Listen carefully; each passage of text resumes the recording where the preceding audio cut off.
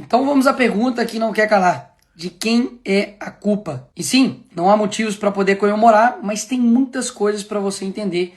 E isso vai fazer toda a diferença. E diferentemente do outro lado, eu não preciso inventar para poder te explicar quem é o culpado disso. Basta eu ler a carta do Trump. E começa citando Jair Bolsonaro e diz: conheci e lidei com o ex-presidente Jair Bolsonaro e o respeitei profundamente, assim como a maioria dos outros líderes de país. A forma como o Brasil tem tratado o ex-presidente Bolsonaro, um líder atualmente respeitado em todo o mundo, durante seu mandato, inclusive pelos seus Estados Unidos, é uma vergonha internacional. Esse julgamento não deveria estar acontecendo. Trata-se de um caça às bruxas que deve acabar imediatamente. Ou seja, o Trump deixou bem claro no primeiro parágrafo da carta que a culpa não é do Bolsonaro, a culpa é de quem está perseguindo o Bolsonaro. E piora, em parte devido aos ataques insidiosos do Brasil contra as eleições livres e os direitos fundamentais à liberdade de expressão dos americanos, como foi ilustrado recentemente pelo STF, que emitiu centenas de ordens secretas e ilegais de censura às plataformas de mídia social dos Estados Unidos. Lembra disso aí. E para poder refrescar aí a sua memória, o assessor do Trump ele foi detido pelo Moraes aqui em Brasília em 2021. O Alexandre de Moraes também derrubou o X, o Twitter, aqui do Brasil. E também derrubou a Rumble, que é uma rede social que tem ligações muito próximas com a Truth Social, que também é uma plataforma criada pelo Donald Trump. Dito isso, não sou eu, Bolsonaro, a direita que está falando. É a carta do Trump. Ela continua. A partir de 1º de agosto de 2025, cobraremos uma tarifa de 50% sobre qualquer produto brasileiro enviado aos Estados Unidos. Ou seja, devido à perseguição, nós vamos cobrar essa taxa. Mesmo depois de uma carta tão clara e transparente, a esquerda quer dizer que o culpado não é o presidente da República, mas o Bolsonaro, que nem presidente é. Será mesmo?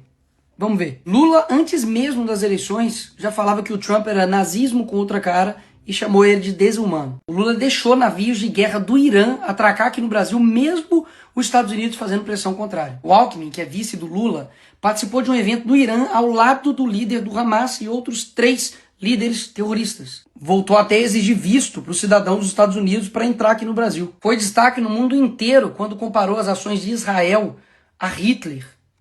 Ou seja, atacando o principal aliado dos Estados Unidos na guerra entre Israel e Irã. E aí o que o Lula esperava?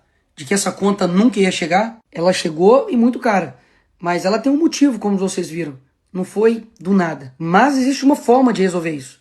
No fim da carta do Trump ele fala: essas tarifas podem ser modificadas para cima ou para baixo, dependendo da nossa relação com o seu país. A solução está na mão do governo. Basta ter um mínimo de relação diplomática com uma nação importante, que é o caso dos Estados Unidos, parar de perseguir seus opositores aqui no Brasil, dar uma maquetada no STF para ele ficar no canto dele, que as coisas vão ser resolvidas. Caso contrário, Lula, você vai ferrar todo mundo. Ou vocês acham que isso daqui é fazer diplomacia? Eu não tenho medo de você, inclusive.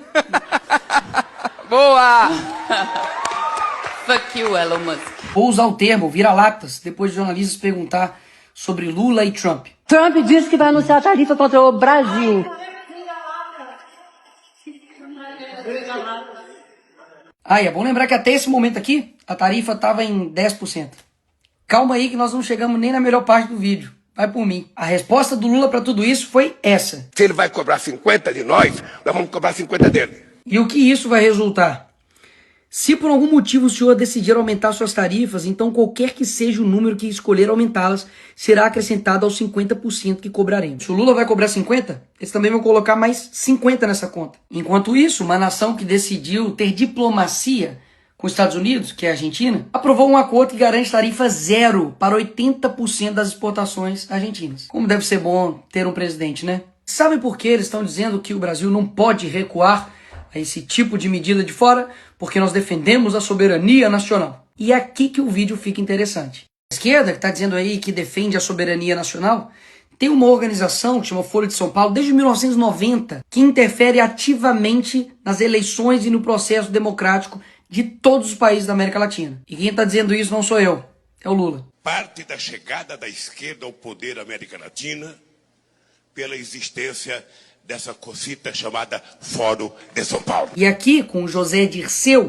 amigo do Lula e mentor do PT, deixou as coisas ainda mais claras. Nós já lutávamos por isso e já trabalhávamos por isso, inclusive porque nós criamos o Fórum de São Paulo, que lutava para isso, Depois criamos ainda um grupo de Marbella, que é o nome da cidade, do hotel onde nós fomos no Chile, que se reuniu. Todos depois foram eleitos presidente da República. Todos foram. Todos. Então quer dizer que os Estados Unidos não pode aplicar uma sanção em defesa da liberdade, mas eles podem interferir em todos os outros países da América Latina para poder implementar, literalmente, ditaduras. E pausa. Quem é pior? Um país que taxa o outro país para poder defender a liberdade de outro país? Ou um país que taxa o seu próprio povo para poder bancar um governo? E aí? Quem é pior? Lula pede ajuda à China para regular redes no Brasil. Ora, isso aqui não ataca a nossa soberania nacional? Quando o PT lá em 2016 pediu proteção internacional diante do impeachment da Dilma, não era ataque à soberania nacional, né? Tenho certeza, não era interferência, era só uma ajuda, né? Quando a Gleisi, deputada do PT, pediu numa TV árabe ajuda a todo mundo árabe pela liberdade do Lula, aí não era interferência. Além dessa balela que eles dizem defender a soberania nacional, eles também não respeitam a soberania nacional dos outros países, pelo visto também não. Foi lá na Argentina visitar uma condenada por corrupção e fazer lá cartazinho para ela ser livre, em outro país. Eu já ia me esquecendo, esse aqui é bom demais. Aqui está o Felipe Neto pedindo ajuda internacional para o John Biden, para a Kamala Harris, para poder conter o Bolsonaro aqui quando ele era presidente. Como eu disse, qual que era a desculpa deles? De que nós não precisamos de intervenção, mas precisamos de ajuda. Quando somos nós, é intervenção.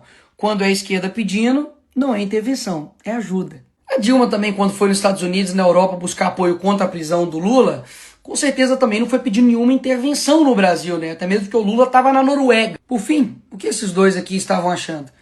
De que eles iam implantar aqui uma ditadura, calar os opositores, perseguir, deixar inelegível por nada. Porque eu não sei se você sabe, Bolsonaro não está inelegível porque ele tentou dar um golpe.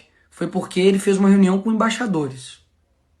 Convenhamos, né? Derrubar a rede social, se aliar a ditaduras, e tudo isso não teria um preço. E ninguém do mundo livre lá fora olharia e falaria, opa, peraí, vamos conversar. Mas como nunca teve esse relacionamento, afinal de contas, o Lula diz que ainda não teve interesse em conversar com Trump, um dos únicos líderes mundiais a não se encontrar com ele. Por essas razões, a sanção econômica veio. E repito, ruim para o Brasil. Mas como você viu, existe um porquê. Ignorar a boa diplomacia, promover perseguição, censura e ainda fazer provocações baratas vai custar muito caro para o Brasil. Enfim, eu avisei.